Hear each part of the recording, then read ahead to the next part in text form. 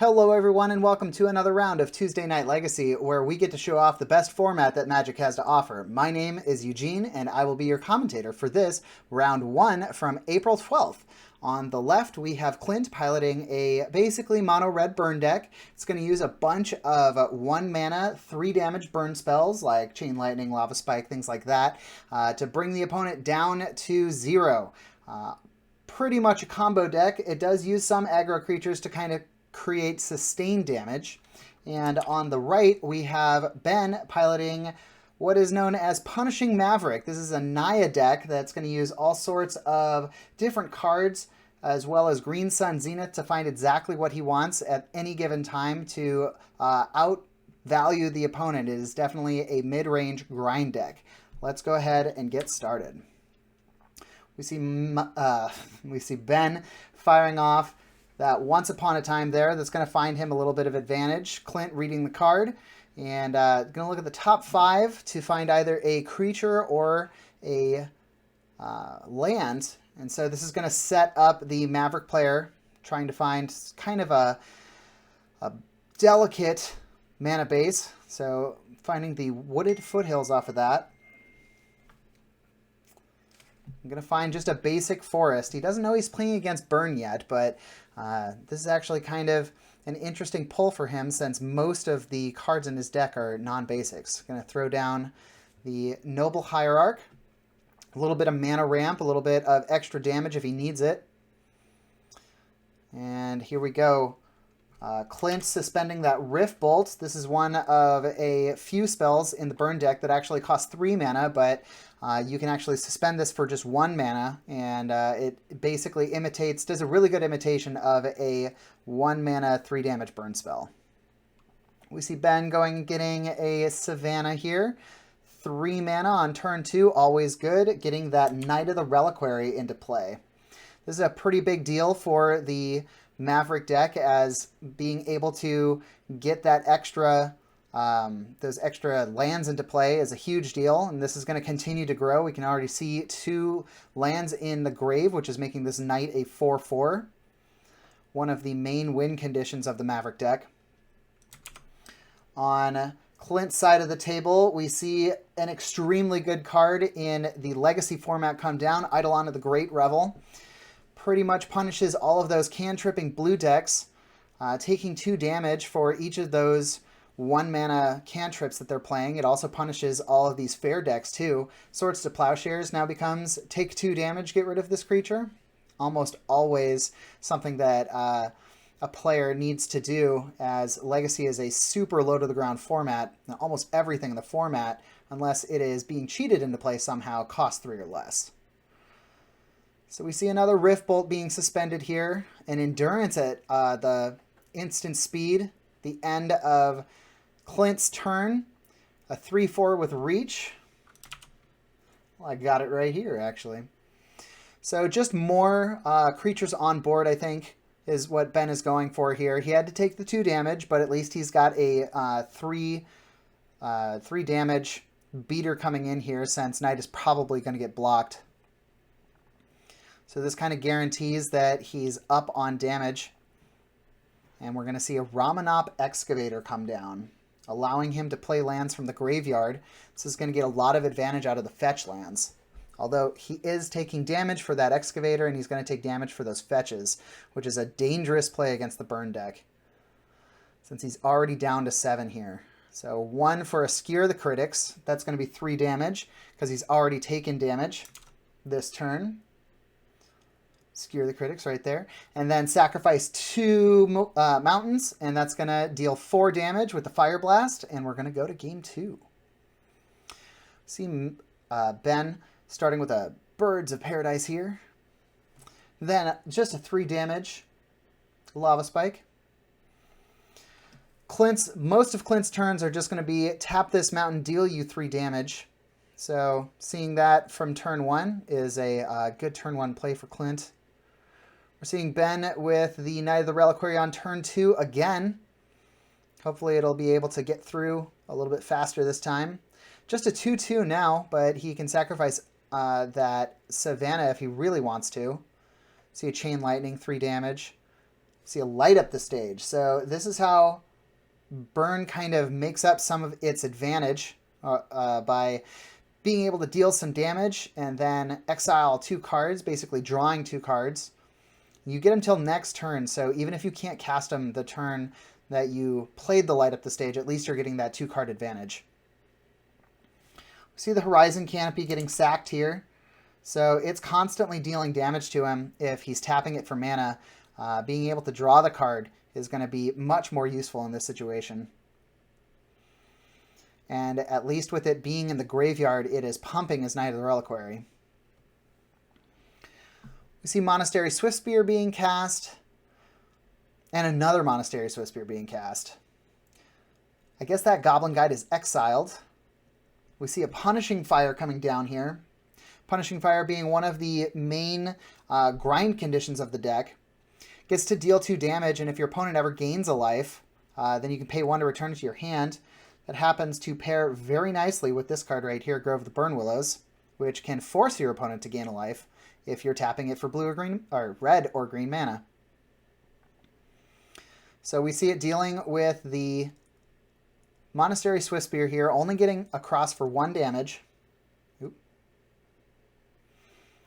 Back to Ben's turn. Casting a Noble. So the Noble Hierarch not only mana ramping here, but also getting that Exalted trigger with the Noble Hierarch. So that's coming across for 3-4 damage. Noble's super useful for adding to a Green Sun Zenith. Same with the Birds of Paradise, but doing just a little bit more than the birds. It would be perfect if the Noble could tap for Naya colors, but it does not tap for red, unfortunately. I think that's why the bird is in there. We see a Lava Spike for Clint. 3 damage to Ben, down to 7. Or down to 9, and then he attacks for 2 prowess. 3 more damage. Ooh, wow. So that's 6 more damage. Double skewer the critics. But now Clint is out of cards. And his opponent, Ben, is at 1. So we will see if Ben can pull himself out of this. Top decking here, it's a dangerous situation. The card density in Clint's deck is such that statistically he should draw something that can win him the game here, but you never know with deck variants. Might just be 3 mountains on top of the deck. Clint does have 1 extra out here with that. Oh, we're seeing a Green Sun Zenith for 2. Green Sun Zenith, of course, going and getting something from his deck with CMC equal to or less than the amount that he paid into it. Getting the Scavenging Ooze, a pretty good card against the burn deck, since you can gain life for each creature that you exile with this card out of a graveyard. And gaining life is going to be super important here. Ben can't actually even fetch here without killing himself, but he does have access to the Noble and the Bird, so at least he has 2 green mana there. Clint was thinking about blowing up. Oh, here we go. So, tapping the Noble Hierarch to get rid of one of the Monastery Swiftspears, and Clint actually blew up his own graveyard so that he would deny Ben access to that stuff with the Scavenging Ooze. But Ben was able to activate the Ooze in response, get one of the Nobles, or one of the Monastery Swiftspears, and with that 1 life that he gained, he went and got a Savannah. Paying 2 more mana is going to get that Punishing Fire that he had recurred back to his hand. And then attack for big. 1, 2, 3, 4, 5. All right, we see that cantrip happen. It looks like Clint did draw a mountain, but he was able to pay 1 to get rid of his Canopy land and draw a card, which he drew into Eidolon. Pretty good draw. As Ben does not have access to the Scavenging Ooze anymore. He can't gain any more life. There's no more creatures in the graveyard. Well, I think there's 1. There's the Monastery Swiftspear that just went into the grave last turn. So this is a tough one. Even if he gains that life, if he casts a spell, that'll kill him. So it looks like he's just in for beats with a 4-4 and a 3-3. Clint down to 7. He has almost nothing else to do. He would die if he didn't block here, so he has to declare blocks. Going to eat the Monastery Swift Spear in response to blocks, gaining 1 life. Should be up at 2 right now. Looks like that. There it is.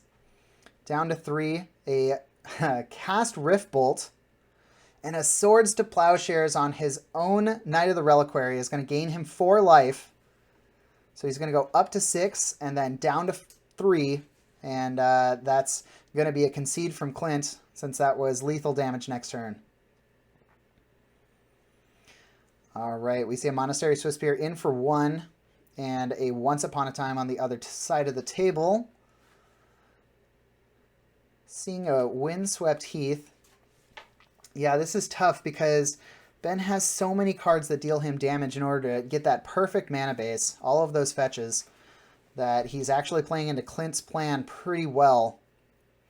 Kind of giving him like a realistic life total of about 17 at the start of the game, before Clint has even dealt any damage.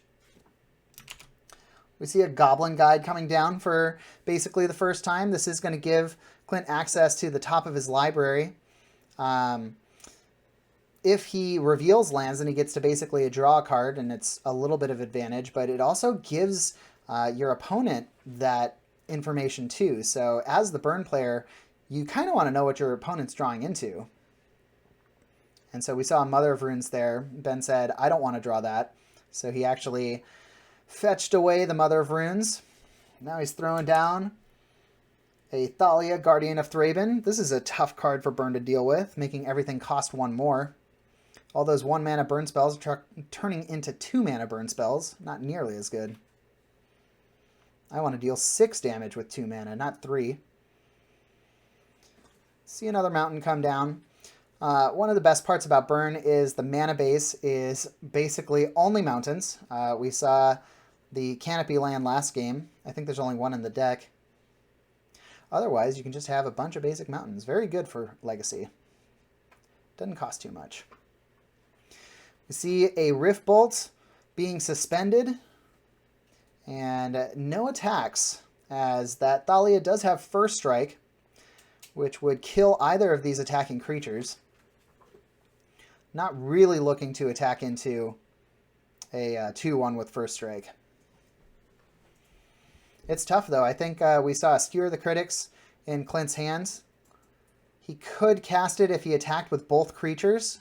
He would basically sacrifice a creature and then maybe target the Thalia to get rid of it. But he would be blowing up a lot of resources to get rid of that Thalia. I think that's what he's in the tank here for right now. That's also a Fire Blast in his hand, so that's another 4 damage that he could do at the expense of losing 2 mountains. Decides to not do anything and passes the turn. Ben putting down another fetch land. Already down to 10. Thalia keeping things in check, though, for him. We're going to see what happens for 3 mana. A whole lot of different things could happen. Good old Knight of the Reliquary. It's a 5/5 here, so he needs a beater, a big beater to kind of race Burn out of the game. He's going to decide, Clint is going to decide to fire the Rift Bolt. It's got to be at Ben. He's trying to do that math. Now he just has to count to 7. We see a Prowess trigger go on the Monastery Swift Spear for the cast from the Rift Bolt, so it's getting a little bit bigger, but now that 5/5's in play, Prowess isn't going to be a huge matter here. We do see the Skewer the Critics trying to decide whether it's worth it. If I'm doing my math right, I think he's got lethal in hand. Oh, it's a Price of Progress. So Price, of course, dealing 2 damage for each of those non-basics. So Price dealing 4 damage because of the 2 Savannas in play. It does do it to each player, right? Yeah, so that is one of the main reasons that only mountains are in the burn deck, so it doesn't take any damage from the price triggers. All right, we're seeing a Gaia's Cradle come down and a Noble Hierarch. Gaia's Cradle, of course, tapping for green for each creature you control. Gaia's Cradle. So Ben actually has access to quite a bit of mana right now. 3, 6. But he's just going to pass the turn. He's at 3. He's banking a lot on this Thalia right now, especially with 5 mountains in play. We're going to see a Fire Blast, 4 damage directly to player, and I guess there's nothing left in hand. Floated 2 mana before he did that. We're going to see one... Oh, we're going to see an activation of the Knight of the Reliquary. Going to go get some land from his deck by growing the Knight just a little bit, sacrificing a Savannah. I think the play here is going to be to Swords the Knight of the Reliquary again. Oh, tapping for 6, or tapping for 3 green. And there's the Swords. It's going to gain 5 life? Yeah, 5 life. And we're going to see an Endurance take its place. Down to 4. Ben doing his best to get rid of all of those non-basics that he can, but he is still in Price of Progress lethal range. Ben takes his turn. He's just going to throw down that Wasteland. That's actually a great play here. He can Wasteland his own stuff in order to lessen the damage of the Price of Progress if he absolutely has to. The burn player is pretty happy with that too, as it takes your opponent off of their mana base by basically 2 for zeroing yourself. But, you know, when times are tough, you make do. We see an Eidolon of the Great Revel come down. Ben basically has access to 1 spell before putting himself in lethal range of Eidolon, and he spends it on a Once Upon a Time. Hoping to dig 5 cards down. Oh, I don't think he can grab that. Nope, there we go. Going to grab a Endurance. 3 mana, though. Oh, and then he puts down the... Sorry for the abrupt ending to that game, but we actually saw a Price of Progress come off the top of Clint's deck, and that ended the game. As always, I want to thank you for watching, and if you like the deck lists, they are found in the description of this video. Please like and subscribe to the channel if you haven't already. It really helps us out. And I want to throw a big thank you to Spellhold Games. We would literally not exist without them allowing us to use their space, so thanks for that. I also want to throw a special thank you to Bryson from our subsection Pauper Knight for taking over for me while I was gone. Thanks a lot, Bryson. And then our next round is going to be Doomsday versus Delver, so stick around.